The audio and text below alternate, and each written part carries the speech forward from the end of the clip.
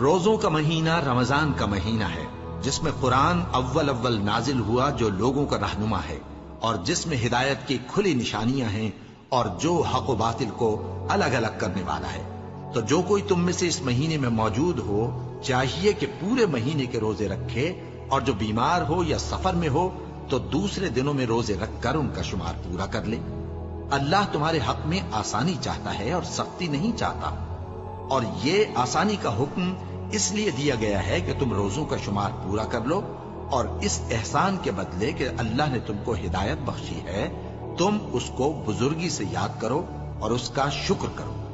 اور اے پیغمبر، جب تم سے میرے بندے میرے بارے میں دریافت کریں تو انہیں معلوم ہو کہ میں تو تمہارے پاس ہی ہوں۔ جب کوئی پکارنے والا مجھے پکارتا ہے تو میں اس کی دعا قبول کرتا ہوں۔ تو ان کو چاہیے کہ میرے حکموں کو مانیں اور مجھ پر ایمان رکھیں تاکہ نیک رستہ پائیں۔